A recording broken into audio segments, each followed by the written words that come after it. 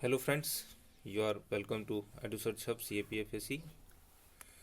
ये काफ़ी कमेंट्स थी कि बुक लिस्ट क्या होनी चाहिए आगे वाले एग्ज़ाम के लिए 2021 के लिए।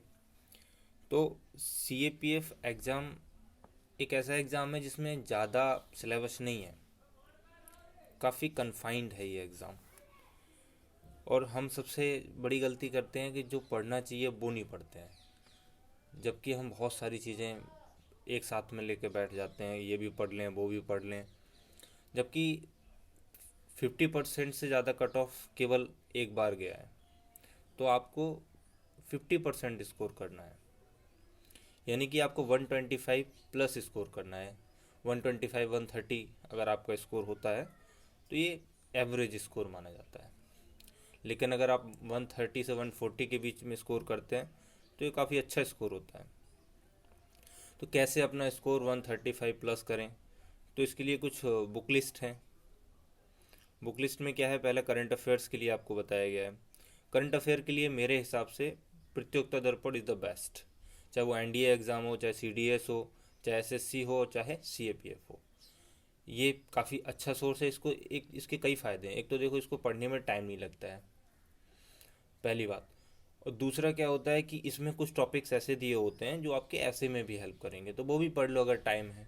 और मंथली आपको एक महीने में एक लेके आनी है। अगर आप रोज़ 30 मिनट्स भी टाइम देते हैं इसको तो काफ़ी है। और इसके अलावा अगर आप कोई और सोर्स फॉलो कर रहे हैं तो उसको ही पढ़ें। ऐसा नहीं है कि ये भी उठा लिया वो भी उठा लिया, करंट अफेयर्स के लिए ही 3 3 सोर्स से पढ़ रहे हैं, तो वो मुझे नहीं लगता कि सही है। सेकंड है general science. General science current affairs के बाद ये दूसरे नंबर पे है जिसका वेटेज है। काफ़ी क्वेश्चंस पूछे जाते हैं, 25 से ज़्यादा भी हो जाते हैं कभी कभी क्वेश्चंस। तो समझ रहे हो, 50 मार्क्स तो अकेली जनरल साइंस दे रही है।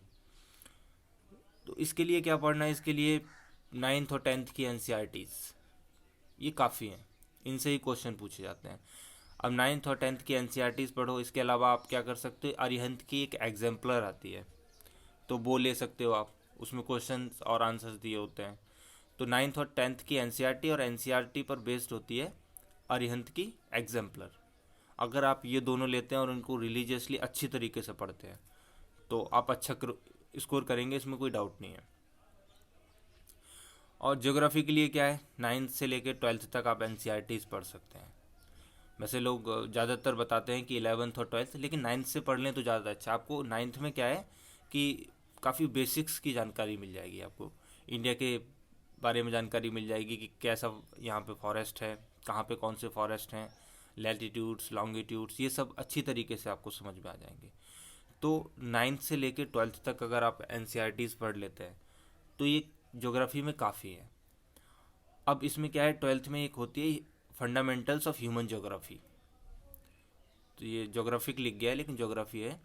तो फंडामेंटल्स ऑफ ह्यूमन ज्योग्राफी, तो इसको आपको नहीं पढ़ना है क्योंकि ये इससे क्वेश्चन नहीं आते हैं।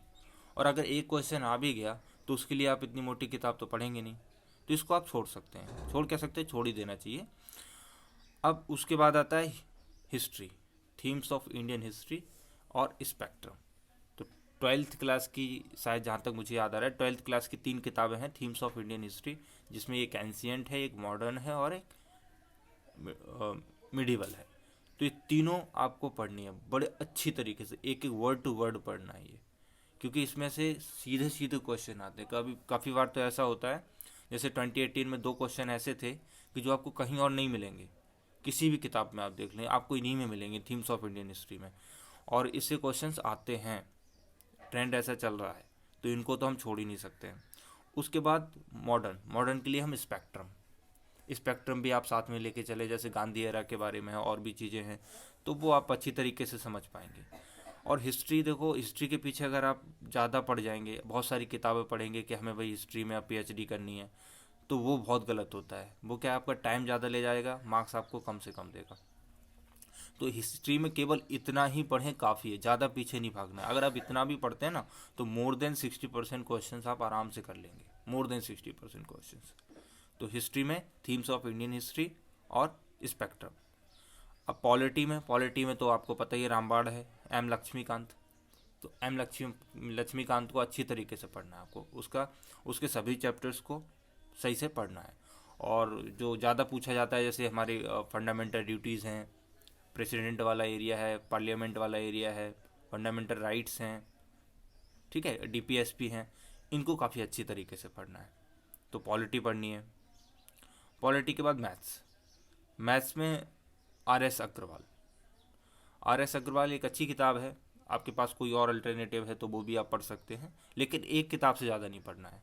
जिसमें सारे टॉपिक्स कवर हो रहे हैं वो कोई एक उठा लेनी है। और आर एस अग्रवाल में भी ऐसा नहीं है कि आप सारे क्वेश्चन सॉल्व करने में लगे, एक टाइप का एक क्वेश्चन सॉल्व कर लो, फिर उसको अच्छी तरीके से समझ लो ये कैसे सॉल्व हुआ है, ठीक है, क्योंकि ज़्यादा टाइम नहीं देना होता है। मैथ्स के मुश्किल से 10 क्वेश्चन आते हैं, उसके पीछे आप बहुत ज़्यादा समय नहीं दे सकते हैं। तो इसको करना है, सभी टाइप के एक एक दो दो क्वेश्चन तो आप कर लें।